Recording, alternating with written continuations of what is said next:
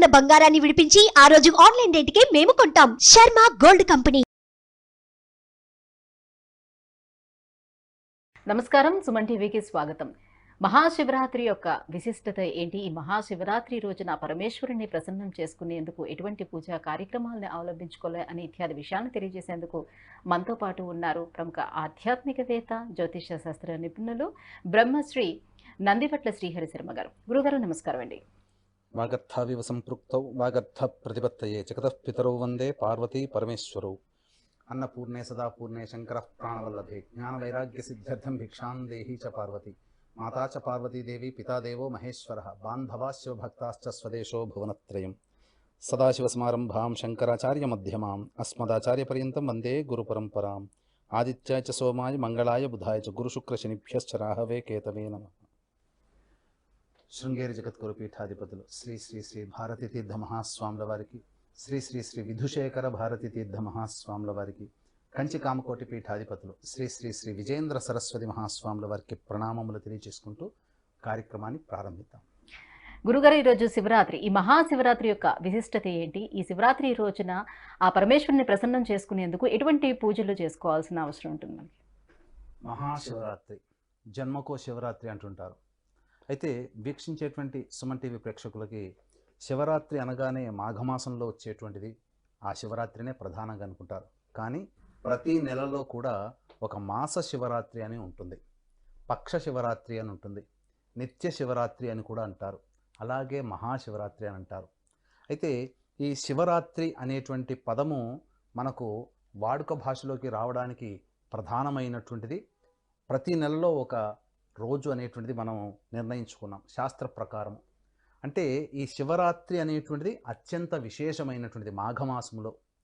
ఈ శివరాత్రి యొక్క విశిష్టత ఏమిటి అని అంటే, శివుడి యొక్క లింగాకారము వెలిసినప్పుడు ఆది అంతము తెలుసుకోలేకపోయినటువంటి సమయంలో బ్రహ్మ విష్ణువుల మధ్య వచ్చినటువంటి వాగ్వివాదాలు జరిగినప్పుడు ఆ సందర్భంలో పరమేశ్వరుడు ప్రసన్నుడై ఈ యొక్క శివలింగాకారంగా వెలిసినటువంటిది. అందుకనే ఈ శివరాత్రి రోజునే ఆ ఒక్క శివరాత్రి మాఘమాసంలో వచ్చే మాస శివరాత్రి మహాశివరాత్రి అవుతుంది. ఆ రోజున మాత్రమే లింగోద్భవ కాలము అని అంటారు.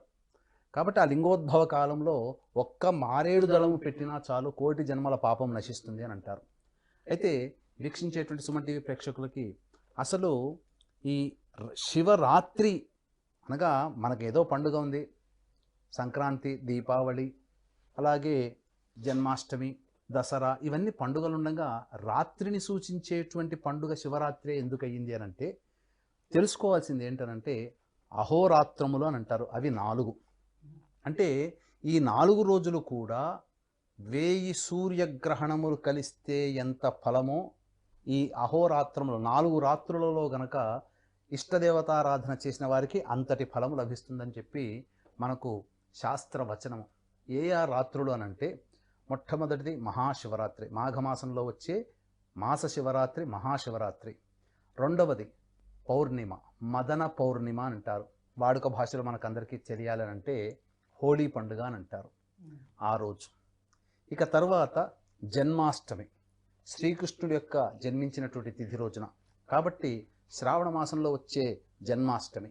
ఇక 4వది భూభారాన్ని తగ్గించడానికి సతీ సమేతుడై నరకాసుర వధ చేసినటువంటి శ్రీకృష్ణ భగవానులకు సంబంధించినటువంటిది దీపావళి. కాబట్టి ఈ 4 రోజులు కూడా అత్యంత పవిత్రమైనటువంటిది, అత్యంత ప్రాశస్త్యమైనటువంటిది.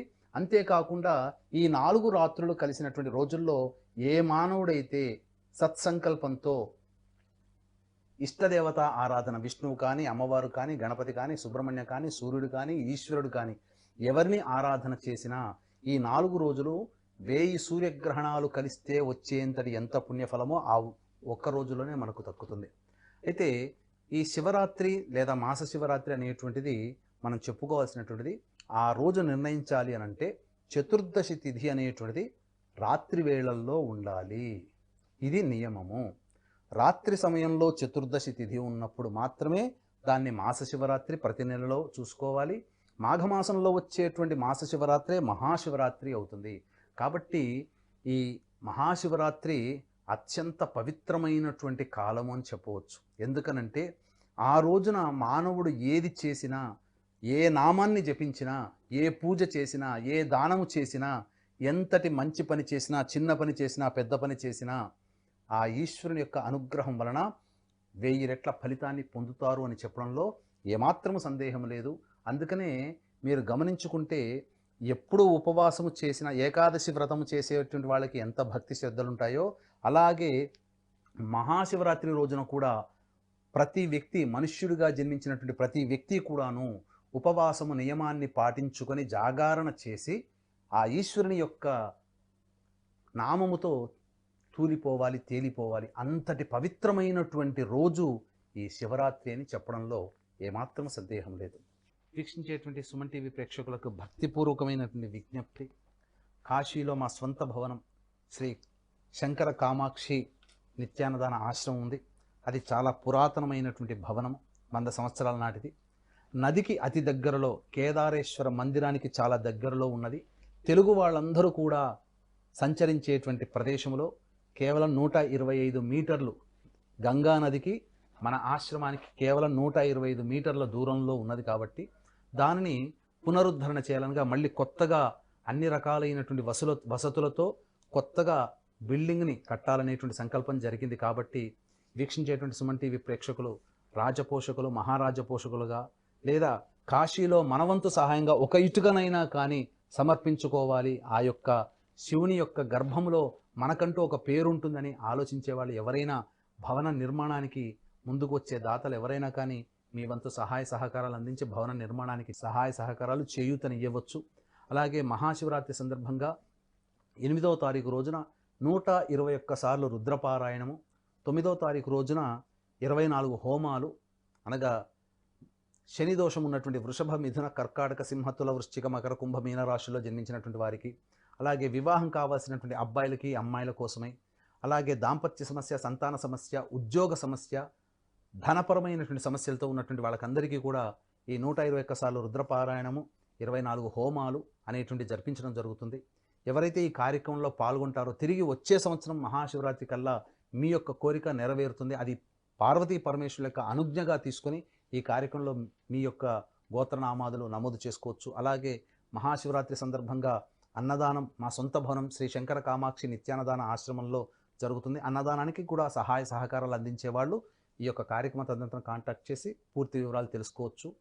అలాగే ముఖ్యంగా నూతన భవన నిర్మాణం జరుగుతుంది కాబట్టి మీ పేరిట కాశీలో ఒక రూమ్ అనేటువంటిది కూడా ఏర్పాటు చేయడం జరుగుతుంది. కాబట్టి అవకాశం ఉన్న వాళ్ళు మహారాజ పోషకులుగా ఈ యొక్క రూమ్కి సంబంధించినటువంటి దాతలుగా ఉండదలిచిన వాళ్ళు కూడా ఈ యొక్క కార్యక్రమ తదనంతరం కాంటాక్ట్ చేయవచ్చు. గురుగారు, మహాశివరాత్రి యొక్క విశిష్టతను గురించి, అలాగే శివరాత్రి రోజున శివానుగ్రహం కోసం ఏమేం చేయాలనే విషయాన్ని తెలియజేసినందుకు ధన్యవాదాలు గురుగారు. సర్వం శ్రీ ఉమామహేశ్వర పరబ్రహ్మార్పణమస్తు.